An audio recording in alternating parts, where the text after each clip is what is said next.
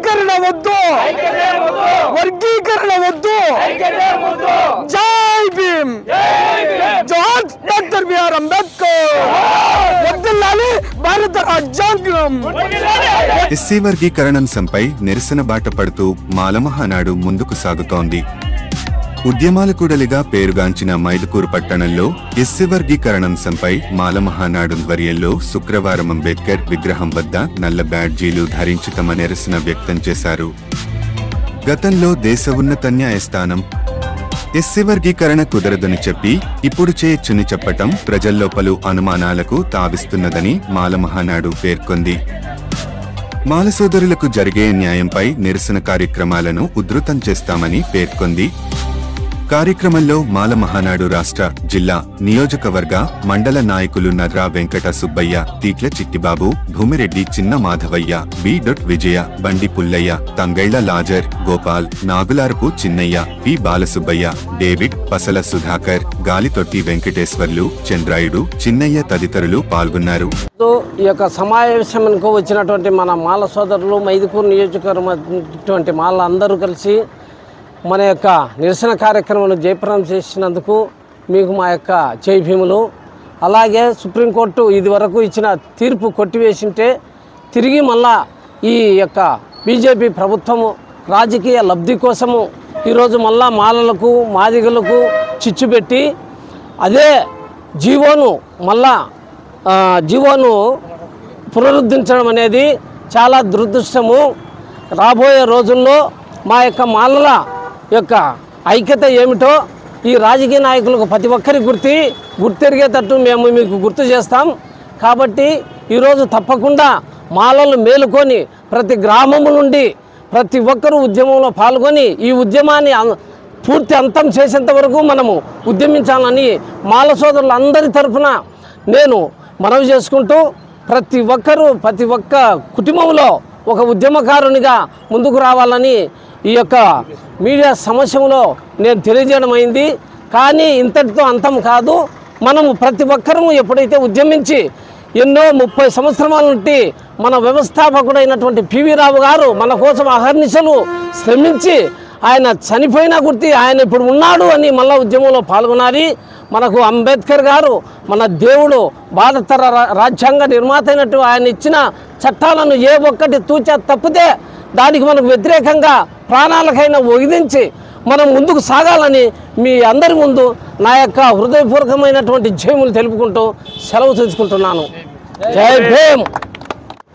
గౌరవ సుప్రీంకోర్టు ఇచ్చినటువంటి తీర్పుకు, అలాగనే వర్గీకరణకు అనుకూలంగా ఇచ్చినటువంటి తీర్పుకు మాలమహానాడు ఆధ్వర్యంలో వర్గీకరణ చేసినటువంటి సుప్రీంకోర్టు ఇచ్చినటువంటి తీర్పుకు వ్యతిరేకంగా మాలమహానాడు ఈరోజు ధర్నా చేసి నిరసన కార్యక్రమము తెలియజేయడమైనది.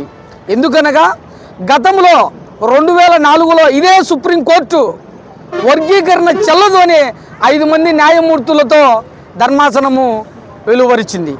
కానీ అదే ధర్మాసనం ఈరోజు వర్గీకరణ చెల్లుతుంది అని మాట్లాడుతుంది. అంటే సుప్రీంకోర్టు మీద భారతదేశంలో ఉన్నటువంటి ప్రజానికానికి అనుమానం వ్యక్తమవుతుంది. ఇదేంటిది, తీర్పు ఒక్కసారి వెలువరించిన తర్వాత రెండోసారి కాదని చెప్పరు కదా అనేటువంటి అనుమానాలు ఈ యొక్క భారతదేశంలో రేకెత్తుచున్నాయి.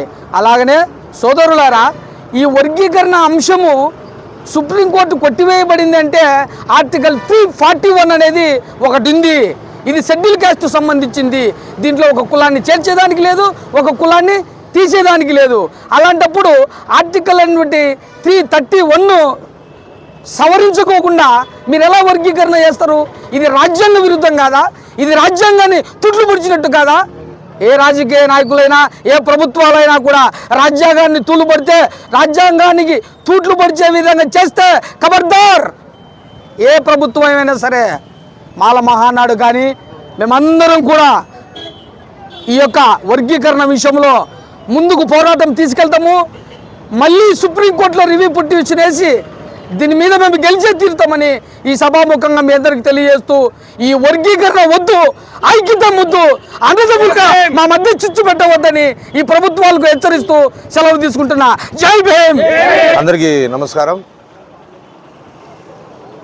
దళితులు, రాజ్యాంగం, చరిత్ర ఇదంతా గమనిస్తే గత అసృష్టితలోనైన మాలలు కావచ్చు, మాదిగలు కావచ్చు, అసృష్టిత బారిన పడి హీన స్థితిలో జీవించిన వారందరికీ వారి జీవనాన్ని గుర్తించి అంబేద్కర్ ఎన్నో అవస్థలు పడుతున్నారనే ఉద్దేశంతోనే ఇన్నేళ్ళ ఈ జీవితంలో ఈ రాజ్యాంగం ద్వారా ఎస్సీలకు అంటే మాలలకు, మాదిగలకు ఇద్దరికి కలిపి ఈ రిజర్వేషన్లు ప్రస్తావించడము రాజ్యాంగంలో చేయడం జరిగింది. కానీ రాజ్యాంగాలు చేశారు, హక్కులు చేశారు, చట్టాలు చేశారు, అవి ఏ విధంగా అమలు అవుతున్నాయి అనే అంశాన్ని ఎవ్వరూ ఇప్పటి వరకు గమనించడంలే. కేవలము ఎవరి రాజకీయ ధోరణితో అన్నదమ్ములు కావచ్చు, ఎవరైనా కావచ్చు విడదీయాలని ఒక్క ధోరణితోనే, అంటే ఇక్కడ ఇప్పుడు ఈ రాజ్యాంగ విభజన జరగడానికి ఒకే ఒక కారణం మనం గమనించవచ్చు. కాస్త చదువుకున్న ఎవరు అర్థమైనా కానీ అన్నదమ్ములు ఉండే మాల, మాదిగలను బేరీజుగా జనాభా ప్రాతిపదికన ఎవరైతే ఏ వైపు ఒడ్డు చూపుతారు, ఎవరైతే ఏ పార్టీకి వస్తారు అనే తీరున నిర్ణయించిన ఒకే ఒక్క రాజకీయ ధోరణి ఈ వర్గీకరణ. గతంలో కొందరు రాజకీయం ఈ వర్గీకరణ చేయాలనుకున్నారు, గతం నుంచి చేయాలని విడదీయాలనే అంశం ఉంది. కానీ సుప్రీంకోర్టు అండగా ఉండి మాకు ఎన్నోసార్లు న్యాయం చేసింది. అదే సుప్రీంకోర్టులో ఈరోజు మాకు నిరుత్సాహపరిచే అంశాలు వ్యక్తమవుతున్నాయి. ఇది చాలా బాధాకరమైన విషయం. ఇప్పటికీ మాలల్లో కావచ్చు, మాదిగల్లో కావచ్చు అణగారిన వర్గాలు ప్రతి నిమిషం, ప్రతి పత్రికలో, ప్రతి మీడియాలో ప్రతిరోజు మూత్రము ముఖాల మీద పోసి మా వారిని హింసించిన సంఘటనలు ఇప్పటికీ జరుగుతున్నాయి ఆధునిక నాగరికతలో. ఒకవైపు ఈ రిజర్వేషన్లు ఎందుకు అంటూ కథం తొక్కుతూనే మరోవైపు మా జాతిని హీనంగా వాళ్ళ అరికాలి బూట్లతో నలుపుతున్నారు. కానీ ఈరోజు మళ్ళా అదే రిజర్వేషన్లు ప్రాతిపదికగా పెట్టుకొని కొన్ని వర్గాలను ఒకవైపు, కొన్ని వర్గాల ఒకవైపు రాజకీయ ధోరణితో విభజిస్తున్నారు. ఇది మాదిగ సోదరులకు ఏదైనా న్యాయం జరిగితే మేము హర్షం చేస్తాం, అందుకు కాదని లేదు. కానీ కేవలం ఈ వర్గీకరణ నేపంతో దళిత జాతిని రెండుగా విభజించి వాళ్ళ రాజకీయ ధోరణికి వాడుకోవడమే. ఇప్పుడు ఉదాహరణకి ఏంటంటే, ఇప్పుడు మీకు వాళ్ళు ఇచ్చారు కాబట్టి వాళ్ళకు మీకు మద్దతుగా అనిపించవచ్చు, ఇప్పుడు మేము ఇవ్వలేదు కాబట్టి ఎవరిని ఆశ్రయించాలి? మాల సోదరులు మేము ఇంకొక పార్టీ అంటే ఒక కుల జాతి, ఒక దళిత జాతిలో ఒక కులాలను విభజించి ఒక్కొక్క పార్టీకి సొత్తు చేస్తున్నారు. ఇది అంబేద్కర్ గర్వించే అంశం కాదు కాదు కాదు. అంబేద్కర్ ఈ విధమైన ధోరణి మనం ఎప్పటికీ నేర్చుకోలే. ఇది కుచించితమైన వ్యర్థమైన రాజకీయ ధోరణి.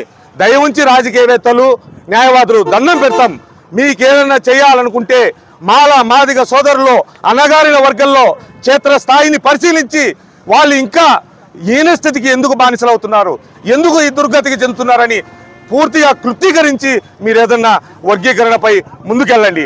అంతే తప్ప మీ విషయాలకు, మీ పదవులకు, మీ ఆరాటాలకు మా కులాలను, మా మతాలను, మా అన్నదమ్ముల సోదరతత్వాన్ని బానిసని దయ ఉంచి వేడుకుంటున్నా. జై అంబేద్కర్. అంబేద్కర్ ఆశయాలు వర్ధిల్లాలి.